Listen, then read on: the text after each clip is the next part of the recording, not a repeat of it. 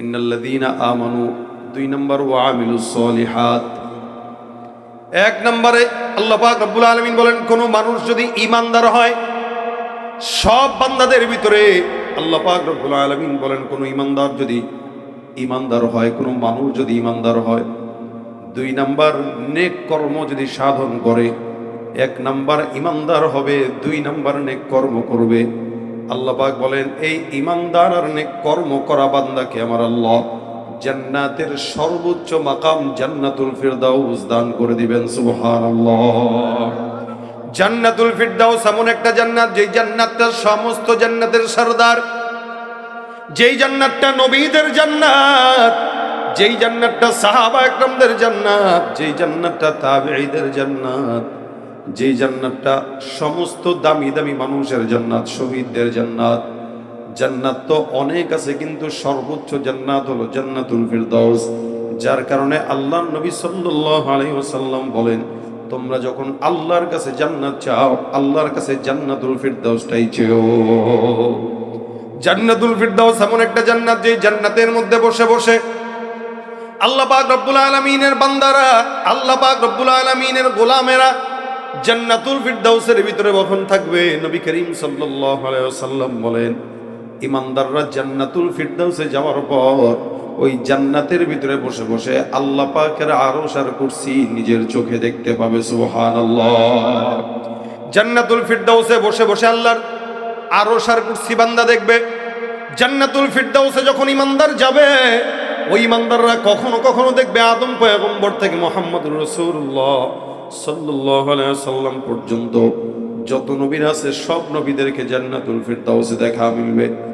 কখনো তাকায় দেখবে আদম পয়গম্বরকে দেখা যায়, কখনো তাকায় দেখবে ইব্রাহিম নবীকে দেখা যায়, কখনো তাকায় দেখবে ইসমাইল পয়গম্বরকে দেখা যায়, কখনো তাকায় দেখবে আবু বকর রাদিয়াল্লাহু তাআলা আনহুকে দেখা যায়, কখনো তাকায় দেখবে হযরত ওমর ফারুককে দেখা যায়, কখনো তাকায় দেখবে আলীকে দেখা যায়, কখনো ওসমানকে দেখবে, কখনো আশরাফ আলী থানভী রহমতুল্লাহ আলাইহিকে দেখবে, কখনো শাহজালাল রহমতুল্লাহ আলাইহিকে দেখবে, কখনো হুসাইন আহমদ মাদানী রহমতুল্লাহ আলাইহিকে দেখবে। অর্থাৎ জান্নাতুল ফিরদাউসে কোনো ঈমানদার বান্দা যখন ঢুকবে, আল্লাহ পাকের সমস্ত ওলি বুজুর্গ, গাউস, কুতুব, শহীদ, সালেহিন, শুহাদা, সব আলা মাকামের বান্দাকে জান্নাতুল ফিরদাউসে আল্লাহ পাক মুমিনদের সঙ্গে দিদার দিয়ে দিবে। আমার আল্লাহ পাক রব্বুল আলামিন বলে, এই কারণে বান্দা 2টা কাজ করবা। 1 নাম্বার ঈমানদার হইবা, 2 নাম্বার নেক কর্ম করবা। ঈমানদার আমরা সবাই এখানে দাবি করি, কিন্তু প্রকৃতপক্ষে অধিকাংশ মানুষ ঈমানদার দাবি করলেও মুমিন বলা চলে না।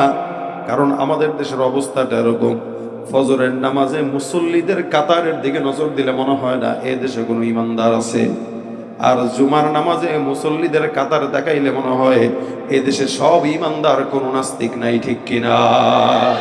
ফজরের নামাজের লোক পাওয়াও যায় না, জুমার নামাজের জায়গাও দেওয়া যায় না। নামাজ তো পড়ে না, আবার ঈমানদার দাবি করে। যেই ব্যক্তির নামাজ নাই, রোজা নাই, হজ নাই, যাকাত নাই, তাকে ঈমানদার না ভণ্ড বলেন তো বলা চলে? কি বলবেন? ফজরের নামাজ পড়ে না, জোহর পড়ে না, আসর পড়ে না, মাগরিব পড়ে না, ইশা পড়ে না, ঈমানদার না ভণ্ড? ভণ্ড। যদিও ঈমানদার দাবি করে, কিন্তু মুমিন নয়। এই কারণে ঈমানের 3টা শর্ত আছে। কয়টা? 3টা। 1 নম্বর তাসদীক বিল জিনান, 2 নম্বর ইকরার বিল লিসান, 3 নম্বর আমল বিল আরকান। ঈমানদারদের জন্য শর্ত 3টা। 1 নম্বর, যেই বান্দা নিজেকে মুমিন দাবি করবে, ঈমানদার দাবি করবে, ওই বান্দা যেন নিজেকে এই দিলের ভিতরে বিশ্বাস রাখে, তাসদীক বিল জিনান, আল্লাহ একজন, আল্লাহ পাক রব্বুল আলামিন একজন আছে, জান্নাত যে আছে, জাহান্নাম যে আছে, পয়গম্বর মুহাম্মদুর রাসূলুল্লাহ সাল্লাল্লাহু আলাইহি ওয়াসাল্লাম যে আছেন, এই সমস্ত কিছুর বিশ্বাস করার নাম হলো ঈমানদারের 1 নম্বর শর্ত। আল্লাহকে না দেখেও বিশ্বাস করা, নবীকে না দেখে বিশ্বাস করা, জান্নাত জাহান্নাম দেখে নাই তারপরেও বিশ্বাস করার নাম হলো ঈমানদার। ঈমানদারের 1 নম্বর শর্ত, অন্তর দিয়া বিশ্বাস করবে আল্লাহ কয়জন। এই বিশ্বাসটা তার অন্তরের মধ্যে রাখবে। 2 নম্বরে করার বিল লিসান, অন্তর দিয়া বিশ্বাস করার পর জবান দিয়া স্বীকার করবে লা ইলাহা ইল্লাল্লাহ মুহাম্মাদুর রাসূলুল্লাহ। অন্তর দিয়া বিশ্বাস যখন করবে আল্লাহ এক, এবার জবান দিয়া স্বীকার করবে লা ইলাহা ইল্লাল্লাহ। এ মুসলমান নবীর উম্মত, এই স্বীকারোক্তি আবু লাহাব আবু তালেব দেয় নাই, যার কারণে জাহান্নামী। অথচ আবু তালেব মুহাম্মদুর রাসূলুল্লাহ সাল্লাল্লাহু আলাইহি ওয়াসাল্লামকে কত আদর মহব্বত যত্ন করতেন, এত মহব্বত আর যত্ন করতেন। তারপরেও সাকরাতুল মাউতের সময় আমার পয়গম্বর কানে কানে ডাক দিয়া বলে, চাচা যান, একবারের জন্য আপনি আমার কানের সামনে পড়েন লা ইলাহা ইল্লাল্লাহ। আল্লাহর নবীর চাচা আবু তালেব ডাক দিয়া বলে, মুহাম্মদ, তোমাকে বিশ্বাস করি তুমি সত্য নবী, এরপরেও তোমাকে আমি মানতে পারবো না, জবান দিয়ে স্বীকার করতে পারবো না। সারা জিন্দেগি পয়গম্বরকে মহব্বত করার পর শুধুমাত্র জবানের স্বীকারোক্তি, ছোট্ট একটা স্বীকার না করার কারণে সারা জিন্দেগি কিয়ামত পর্যন্ত যতদিন থাকবে আজীবনের জন্য জাহান্নামী। কেন? বলে অন্তর দিয়া বিশ্বাস আছে, লেকিন জবানের স্বীকারোক্তি নাই। এই কারণে ইমানদারদের 2 নাম্বার গুণ হইল জবান দিয়া স্বীকার করবে লা ইলাহা ইল্লাল্লাহ। ইমানদারদের 3টা গুণের ভিতরে 2টা গুণ চলে গেল। 3 নাম্বার গুণ আমল বিল আরকান। এটা প্রত্যেকটা ইমানদারের জন্য অনেক বেশি জরুরি। হে মুসলমান নবীর উম্মত, আল্লাহ পাক রব্বুল আলামিন বান্দাকে ইমানদার এমনি এমনি বলেন নাই। কোন নবীর উম্মতকে আল্লাহ পাক মুমিন বলে সম্বোধন করেন নাই। পূর্ববর্তী যত নবী রাসূলুল্লাহ আছে, সব নবী রাসূলদের উম্মতদেরকে এত মহব্বত করে ডাকেন নাই। কিন্তু আপনাকে আমাকে আল্লাহ পাক বলেছেন, ইয়া আইয়ুহাল্লাযীনা আমানু, হে মুমিনের দল। তার মানে আল্লাহ পাক মুমিন নাম দিয়েছেন। ইমানদার নামটা আল্লাহর কাছে অনেক পছন্দের এবং অনেক দামি, যার কারণে আমাদের দেশে যত বড় সন্ত্রাস, চাঁদাবাজ, দুর্নীতিবাজ, লম্পট হোক না কেন, প্রত্যেকেই নিজেকে ইমানদার দাবি করতেই পছন্দ করে, ঠিক কিনা? যত বড় শয়তান হোক, বাটপার হোক, লম্পট হোক, নিজের ইমানদার দাবি করতে সবাই ভালোবাসে। কিন্তু দাবি করলেই তো চলে না, 3টা গুণ থাকবে। 1 নম্বরে অন্তর দিয়া বিশ্বাস, 2 নম্বর জবান দিয়া স্বীকার, 3 নম্বর আমল বিল আরকান। আল্লাহ পাক শরীয়তে যত হুকুম হাকাম দিয়েছেন সব কিছু পুঙ্খানু মানা, এটা হলো ইমানের সর্বশেষ শর্ত। আমাদের ভিতরে 2টা আছে, লেকিন শেষ নাম্বারটা নাই, যার কারণে অন্তর দিয়েও বিশ্বাস করি, জবান দিয়েও স্বীকার করি, কিন্তু আমলের বেলায় টনটনাটন, যার কারণে ফজরের নামাজও পড়ে না, জুমার নামাজও পড়ে না, সারা জিন্দেগি নামাজ কালামের খবর নাই, নির্বাচন আসলে নামাজের অভাব নাই। কথা বলেন ঠিক কিনা? বড় গলায় কয় কথা, রাতারাতি হয় নেতা। বড় গলায় কয় কথা, রাতারাতি হয় নেতা। আকাম কুকাম সব করিয়া গড়ে নেতা আস্তানা। আসলে সব পেট পূজা আর ভুট্টা নেই আর বাহানা। এজন্য নির্বাচন আসলে যদি কেউ নামাজ পড়তে আসে, তারা নামাজ দেখে ভোট দিবেন না। নির্বাচনের আগে যারা নামাজ পড়ে, এগুলো সব হইলো ধর্ম ব্যবসায়ী। কথা বলেন ঠিক না? সারা বছর যে নামাজ পড়ে তারে বলা লাগে না যে ভাই আমি দোয়া নিতে আসছি। সারা বছর নামাজি এক জিনিস, আর শুধু সিজনাল নামাজি আরেক জিনিস। সিজনাল নামাজিদেরকে আমি ঘর জামাই বলি। মনে করেন একটা লোক সারা জিন্দগিতে বউরে কিছু দেয় না, খালি বোর্ড থেকে খাইছে, মানে বোর্ড টাকায় চলছে, ঘর জামাই। এখন জীবনে একদিন খালি একটা শাড়ি দিয়ে আবার এলাকায় এলাকায় আজান দিয়ে বেড়াইতেছে, আমি আমার বউরে একটা শাড়ি গিফট করছি। আমি দেই, কিন্তু দেই না এরকম না, দেই। তার মানে সারা বছর দেয় না, একদিন দিয়ে এখন মানুষকে ফুটাইতেছে যে আমি দেই। যেই ব্যক্তি সারা বছর নামাজ পড়ে না, একদিনের জন্য নামাজি হয়, নির্বাচনের আগে নামাজি হয়, কোনো কারণবশত নামাজি হয়, সারা বছর নামাজ না পড়ে একদিন যেরকম ফুটায়, ওই ব্যক্তিটাও কেমন জানি ঘর জামাই মার্কা ইমানদার। কথা বলেন ঠিক কিনা? আসলে সব পেট পূজা আর ভুট্টা নেই আর বাহানা, ঠিক কিনা? নেতার গলায় ফুলের মালা পড়ায় যে কত জনে, নেতার প্রশংসা করিয়া আগুন ঝরায় ময়দানে।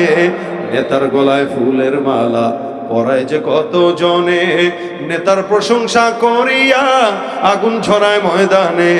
স্লোগান দেয় নেতার নামে, স্লোগান দেয় নেতার নামে, নিজে হইয়া দিওয়ানা। আসলে সব পেট পূজা আর ভুট্টা নেই আর বাহানা। ভাইরা আমার, এই কারণে ইমানদার তাকে বলা হবে যার ভিতরে 3টা শর্ত। 1 নম্বর, অন্তর দিয়া বিশ্বাস করবে আল্লাহকে, নবীকে, কোরআনকে, সুন্নাতকে। তবে কিছু বিশ্বাস করবে, কিছু করবে না, এটার নাম ইমানদার না। আল্লাহ পাক বলেন কিছু মানুষ থাকবে যারা কিছু বিশ্বাস করবে, একফুরু বিবাদ, কিছু বিশ্বাস করবে না। অর্থাৎ যেটা নিজের স্বার্থের সঙ্গে জড়িত ওইটা বিশ্বাস করে, যেটার কারণে স্বার্থে আঘাত হয় ওটারে বিশ্বাস করে না। এরা মুসলমান নয়, এরা হলো মুনাফিক, এরা হলো ভণ্ড, ঠিক কিনা? এই জন্য ভাইরা আমার, যা বিশ্বাস করবে সব করবে, অন্তর দিয়া বিশ্বাস করা, জবান দিয়া স্বীকার করা, এরপরে আমল দিয়া পরিপূর্ণতা আনা, অর্থাৎ 5 ওয়াক্ত নামাজ, রোজা, হজ, যাকাত যা যা আছে সব পুঙ্খানু করার নাম হলো ইমানদার। এই সময় এই সমস্ত বান্দাদেরকে আল্লাহ পাক রব্বুল আলামিন বলেছেন মুমিন। ইন্নাল্লাযীনা আমানু, এভাবে যারা মুমিন হয়ে যাবে, ওয়া আমিলুস সালিহাত, আর এই ইমানদার হওয়ার পর যারা নেক কর্ম করবে, আমি আল্লাহ তাদের জন্য সর্বোচ্চ জান্নাত, জান্নাতুল ফিরদাউস রেখে দিলাম। সুবহানাল্লাহ। এবার আসেন, নেক কাজটা কি জিনিস? নামাজ পড়ার নাম নেক কাজ নয়, রোজা রাখার নাম নেক কাজ নয়, এটা দায়িত্ব আপনার, এটা আপনি পড়তেই হবে। একটা মানুষকে আপনি মনে করেন বললেন এই লোকটা কর্মঠ। কর্মঠ কাকে বলবেন? যে সারাদিন সারা রাত খাটে, সে কর্মঠ। কিন্তু যে সকাল 8টা থেকে 4টা পর্যন্ত চাকরি করে, এছাড়া আর কিছু করে না, সারাদিন ঘুমায়, ও কর্মঠ না, ও তার দায়িত্ব পালন করে। কিন্তু যে 8টা থেকে 4টা পর্যন্ত কাজ করার পরেও আবার আলাদা ওভার টাইম রাত 12টা 1টা পর্যন্ত করে, বুঝতে হবে ও কর্মঠ। তার জীবনের যে আলাদা একটা বেতন আছে, এই বেতনের বাইরেও সে ওভার টাইম পাওয়ার জন্য কর্মঠ হয়, চাকরি বাড়তি করে। ঠিক তেমনই ভাবে নামাজ, রোজা, হজ, যাকাত এগুলো আমাদের দায়িত্ব। এটা কেউ আদায় করলে তার নেককার বলে না। নেককার তো সে এটার বাইরেও যে তাহাজ্জুদ পড়ে, আওয়াবিন পড়ে, চাশত পড়ে, ইশরাক পড়ে, এই সমস্ত আমল আখলাক করে, একে বলা হয় নেক কাজ। আল্লাহ বলেন যে ইমানদার হবে, অর্থাৎ ইমানদার যে হবে সে তো 5 ওয়াক্ত নামাজ পড়বেই, রোজা রাখবেই, যাকাত দিবেই, হজ করবেই। অর্থ এটার গুণের কারণেই সে ইমানদার। এখন যদি ইমানদারের পাশাপাশি নেক কাজ কিছু করে, কোনো জায়গায় দান করে, সদকা করে, কাউকে ভালো কথা বলে, হাসি মুখে কথা বলে, কারো খোঁজ খবর নেয়, রোগী হইলে কাউকে দেখতে যায়, এরকম কিছু কিছু নেক কর্ম কেউ যদি করে, এই নেক কাজের কারণে তার নাজাতের উসিলা দিয়ে দেব। এই জন্য আল্লাহ নবী বলেন, আখলিস দীনাকা ইয়াকফিকাল আমালুল কলিল। 80 রাকাত তাহাজ্জুদের দরকার নাই, অল্প রাকাত নামাজ আদায় করেন, অল্পটাই বান্দার জন্য নাজাতের উসিলা হয়ে যাবে। নবী করিম সাল্লাল্লাহু আলাইহি সাল্লাম হাদিসের ভিতরে ঘটনা বর্ণনা করেন। আল্লাহ নবী বলেন, পূর্ববর্তী জামানার ঘটনা, এক আল্লাহর বান্দা সারা জিন্দেগি গুনাহ করলো। এমন কোনো দিন নাই, এমন কোনো অন্যায় নাই যেটা সেই করে না, আল্লাহকে ডাকেও না। এই আল্লাহর বান্দাটা এমন গুনাহ করে কোনোদিন মাওলাকে ডাকার সুযোগ পায় নাই। আল্লাহর বান্দা একদিন রাস্তা দিয়ে হেঁটে যায়, হঠাৎ করে তাকায় দেখে একটা কুকুর পাশে পিপাসার কারণে কাতরায় মরণ প্রায় অবস্থা হয়ে গেছে। নবী করিম সাল্লাল্লাহু আলাইহি সাল্লাম বলেন, এই কুকুরটার পাশ দিয়ে যখন ইমানদার যায়, যেতে যেতে হঠাৎ করে চিন্তা করলো, আল্লাহ, সারা জিন্দেগিতে কোনো ইবাদত করলাম না, আমল করলাম না, এই কুকুরটা পানির পিপাসায় কাতরায়, কুকুরকে যদি একটু পানি পান করাইতে পারতাম তাহলে ভালো লাগতো। কুকুর হইল আশরাফুল, আল্লাহ পাক রব্বুল আলামিনের মাখলুকাতের মধ্যে অন্যতম একটা নিকৃষ্ট মাখলুক, যেটা গায়ের সঙ্গে লাগলেও নাপাক। এই কুকুর পানির পিপাসায় কাতরায়, আল্লাহর বান্দা সারা জিন্দেগি কোনো ইবাদত করে নাই, গোলামি করে নাই। এমন অবস্থার ভিতরে রাসূল করিম সাল্লাল্লাহু আলাইহি ওয়াসাল্লাম বলেন, আল্লাহর বান্দাটা এবার কুয়া তালাশ করা শুরু করে দিল। তালাশ করতে করতে মরুভূমির ভিতরে তাকায় দেখে একটা কুয়া দেখা যায়। এই কুয়ার ভিতরে নামলো, আল্লাহর বান্দা কুয়ার থেকে পানি উঠাইলো, পান করলো নিজে, আবার ওই কুকুরকেও কিছু পানি পান করায় দিল। নবী করিম সাল্লাল্লাহু আলাইহি ওয়াসাল্লাম বলেন, এই আল্লাহর বান্দা সারা জিন্দেগি গুনাহ করার কারণে, ইবাদত না করার পর শুধুমাত্র কুকুরকে পানি পান করানোর মাধ্যমে আমার আল্লাহ পাক রব্বুল আলামিন একটা নেককার গুনাহগার বান্দাকে একটা নেক কাজের বিনিময়ে সারা জিন্দেগির গুনাহ মাফ করে জান্নাতি বানাই দিয়েছে। শুধু কুকুরকে পানি পান করাইছে, তো রাসূল বলতেছেন এই জান্নাতি। বলে এটাও একটা নেক কাজ। কেউ কারোর সঙ্গে হাসি মুখে কথা বললে এটাও নেক কাজ। আল্লাহ নবী সাল্লাল্লাহু আলাইহি সাল্লাম বলেন, আল কালিমাতুত তাইয়্যিবাতুস সাদাকা। কেউ যদি কারোর সঙ্গে উত্তম রূপে কথা বলে, আল্লাহ পাক রব্বুল আলামিন তাকে সাদাকার সওয়াব দেয়। কোন ইমানদার বান্দা যদি কাউকে রাস্তাও দেখায় দেয়, এটাও সাদাকার সওয়াব হয়ে যায়। কোন মানুষ যদি কোনো মানুষের সঙ্গে হাসি মুখে কথা বলে, ওইটাও সাদাকার সওয়াব হয়ে যায়। বলে বাশাশাতুল ওয়াজহি সাদাকা। আল্লাহ নবী সাল্লাল্লাহু আলাইহি সাল্লাম বলেন, কোন মুসলমানের সঙ্গে হাসি মুখে কথা বলবে, এটাকেও আল্লাহ পাক রব্বুল আলামিন সাদকার সমপরিমাণ সওয়াব দিয়ে দিবেন। সুবহানাল্লাহ। কারো সঙ্গে দেখা হইলো, তা আপনারা একটু হাসি মুখে জিজ্ঞাসা করলেন, ভাই কেমন আছো, দিল ভালো, মন ভালো, এতটুকু একটু হাসি মুখেও যদি কেউ কারোর সঙ্গে কথা বলে, তা আল্লাহ পাক রব্বুল আলামিন তাকেও সদকার সওয়াব লিখে দিচ্ছেন। রাসূল সাল্লাল্লাহু আলাইহি ওয়াসাল্লাম বলেন, ঈমানের অনেক শাখা আছে। আদনাহা ইমাতাতুল আযা আনিত তারিক, যে সবচাইতে যেটা আদনা, ওটা কি? রাস্তা দিয়ে হাঁটতেছেন, একটা কলার সলকা পড়ে আছে, তো কলার সলকাটা একটু সরায় দেন। নবী বলেন এটাও ঈমানের অন্যতম একটা শাখা, এটাও আল্লাহর কাছে একটা সদকার সমপরিমাণ সওয়াবের একটা মাধ্যম। আমরা তো ভাই কারোর সঙ্গে হাসি মুখে কথাও বলি না, কারোর উত্তম মাশওয়ারাও দেই না। মনে করি আমার একটা উত্তম মাশওয়ারা এ যদি ভালো হয়ে যায় তাহলে তো ভাই মুশকিল, এ যদি ভালো ব্যবসায়ী হয়ে যায় তাহলে তো মুশকিল। এই কারণে এমন বুদ্ধি দেয়, কুবুদ্ধি দেয়। সেদিন এক এলাকায় গেছি মাহফিলে, এলাকার নাম কুবুদ্ধি, এলাকার নাম। মাহফিলে যাই বললাম, ভাই আপনারা কি সব কুবুদ্ধির লোক নাকি? না, আমাদের পাশে আর একটা আছে সুবুদ্ধি। কুবুদ্ধি আর সুবুদ্ধি দুই এলাকার লোক পাশাপাশি। তাহলে আমরাও মানুষকে কুবুদ্ধি না দিয়ে কি বুদ্ধি দিব বলেন? সুবুদ্ধি দিব। এটা সদকার সমপরিমাণ সওয়াব হবে। একটা মানুষ আপনার কাছে মাশওয়ারা চাইলো, তাকে উত্তম মাশওয়ারা দিয়ে দেন। এটা উত্তম মাশওয়ারার কারণে আল্লাহ পাক আমলনামায় সদকার সওয়াব দিলেন। খালি টাকা পয়সা দিলেই তো সওয়াব হয় না। খালি টাকা দিলেন, সদকা করলেন, লাখ লাখ টাকা দান করলেন, মাদ্রাসায় 10 লাখ 5 লাখ দান করলেন, এটা সদকার সওয়াব। বিষয়টা এরকম না। কেউ টাকা দিয়েও সওয়াব কামায়, কেউ টাকা না দিয়েও তার চাইতে বেশি সওয়াব কামায়। অনেকে 1 লাখ টাকা দিয়ে, ভাই নাম ঘোষণা না করলে টাকা দেওয়াই যাবে না, নাম ঘোষণা করে নাই, টাকা রিটার্ন। আবার অনেকে 10 টাকা দেয়, নিজের পকেটে ছিলই 10 টাকা পান খাওয়ার, ওই টাকাটা মহব্বত বাদ দিয়ে বাস দিয়ে দিছে। আল্লাহর কাছে ওই 10 টাকার দাম 10 লক্ষ টাকার চেয়েও বেশি। কারণ আল্লাহ পাক মানুষের অর্থ সম্পদ মাল এগুলো দেখেন না, আল্লাহ পাক দেখেন কোন বান্দার আমল ঈমান কতটুকু। ইন্নাল্লাহা লা ইয়ানজুরু ইলা সুওয়ারিকুম ওয়া আমওয়ালিকুম ওয়ালাকিন ইয়ানজুরু ইলা কুলুবিকুম। কলব দেখেন, আপনার আমার কলবে কি হইতেছে এটা আপনি আর আমি জানি। ওইটার উপরে ভিত্তি করে আল্লাহ পাক বান্দার বিচার করবে। দুনিয়া যে যা করবে করবে, আল্লাহ পাক সহজ তরিকা দিয়ে দিয়েছেন, মন চায় করো। বাহ্যিকভাবে কাউরে মনে হইতেছে তো গুনাহের কাজ করতেছে, কিন্তু বাতিনিভাবে মনে হবে আল্লাহ পাকের কাছে ওই বান্দাই বেশি পছন্দের। বাহ্যিকভাবে দেখে বোঝা যায় না। এ কারণে ভাই ছোট থেকে ছোট নেক কাজ ছাড়বো না। প্রত্যেক দিন নিয়ত করব যে 10টা করে নেক কাজ আমরা করব। কি?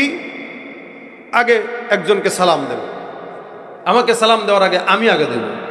2 নম্বর, রাস্তা দিয়ে হেঁটে যাচ্ছি, কোনো কাঁটা দেখি, ইটের টুকরা দেখি, ওইটা সরায় দেব, এটাও একটা নেক কাজ।